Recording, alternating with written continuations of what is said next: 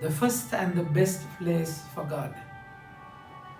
17th Sunday in Ordinary Time, 25th of July, Sunday Reflection. It's important that we give God the first and the best place. Not because He lacks anything, that He gets anything by our giving. Rather, it will bless us in return. So God wants you to be complete, isn't it? God wants you to be a blessing. For that, God requires the first and the best place.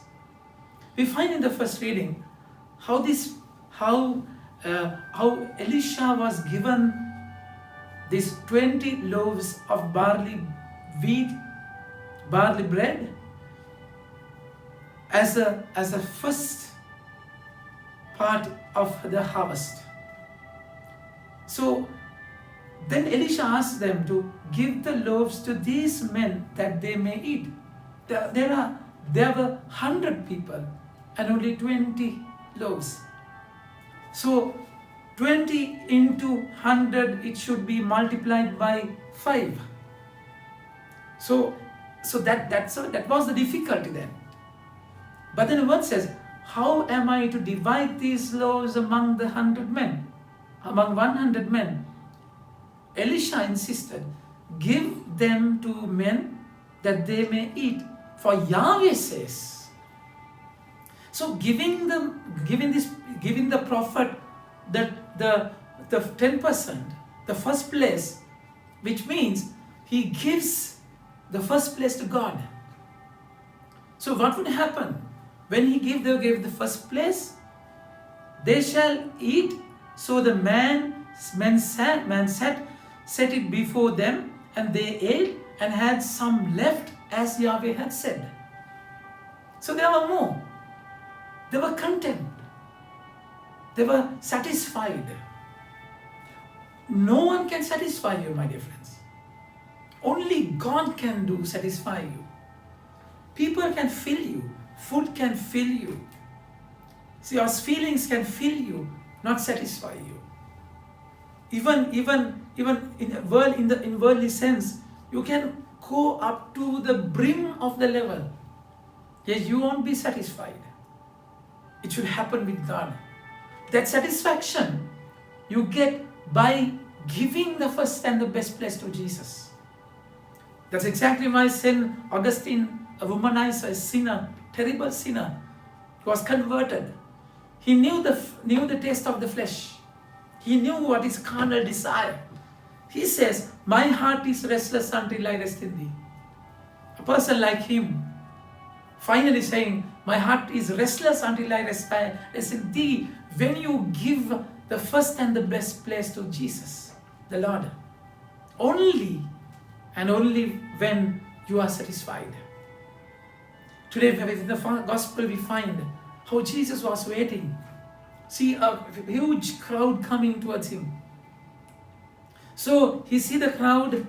Last time we remember how he became the good shepherd who had that sympathy, compassion towards the people and taught them like a shepherd.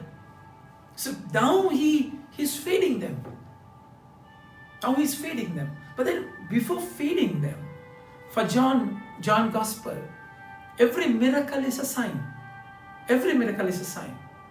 So sign which symbolizes something. Sign is not the goal. Sign is not the end. But sign will direct you to the goal. That's exactly why you should identify this. Multiplication of bread. That is not the end.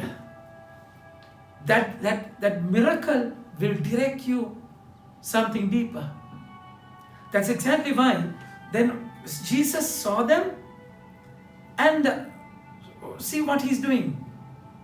Then lifting up his eyes, Jesus saw the crowds. They were coming to him and said to Philip. He saw them coming to him. Bible, in many places we find this invitation. In Isaiah chapter 55, the Lord is saying, come those who are hungry and thirsty, come to me. And in Matthew chapter 11 verse 28, he's inviting again, those who are heavy laden, come to me. And John chapter 7 and verse 37, he says, come to me if you are thirsty, come and drink from me. This is exactly why our shepherd is there. He will lead us. So without lofting about, just go to him. Only he can quench you. He can quench your thirst. He can satisfy you. Nothing else. That's why Isaiah 55, it said, why we should waste our money for what is not bread? Why we waste our energy for a thing that cannot satisfy us? Listen to my word and be satisfied. My dear friends, in Philippians, we find chapter 4 verse 11 onwards. St. Paul says, I know the secret of being satisfied. With God, there is nothing is impossible. Chapter 4, verse 13. So Jesus the people are coming to him. But then his method is different. He asked Philip, where shall we buy bread so that these people may eat? Philip was dumbfounded, shocked. There were 5,000 men, approximately, then if 5,000 women, and how many people? Children. And then he was saying the Lord, 200 silver coins would not buy enough bread for each of them had to have a piece. He looks at the problem in terms of money, wealth. You can't serve both the masters, isn't it? We serve one and despise the other. So that's exactly why you should never do this in your life. If you decide with money, if you decide with your strength, no. There's no leap in darkness. There's no step in faith. He forgets that Jesus is there and he tried to answer the problem. On the other hand, we find Philip. By nature, he has the character of bringing people to Jesus. Philip, the brother of Peter, he's the one who brought Peter to Jesus, isn't it? And the Greeks to Jesus. His nature. Now he finds a boy who had 5 loaves and 2 fish. And he brought the child to Jesus. Of course, he didn't know what to do with 5 loaves with 5,000 for 5,000 men, 2 fish and 5,000 men. He didn't know what to do. Yet he brought, which is beautiful, which is meaningful.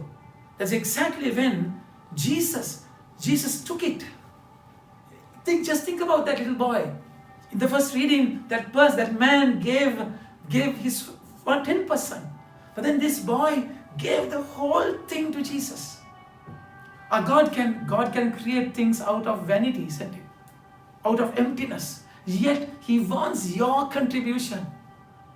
So that boy, had he kept it for himself, the bread and fish, he will eat nicely, he will be happy, he will fill his belly, and he will die dead and he'll be dead and gone. But now, when he gave that to Jesus, that became immortal. That became a miracle.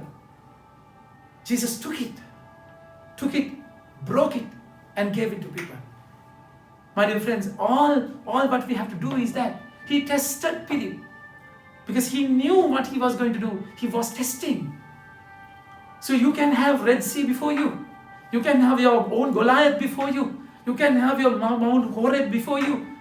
But then if you bypass Jesus, you are done. Give all what you have to him. The miracle would happen soon. So don't worry. Challenge can be huge. Yet my God is bigger than my enemy. So all what you have to do is surrender your life.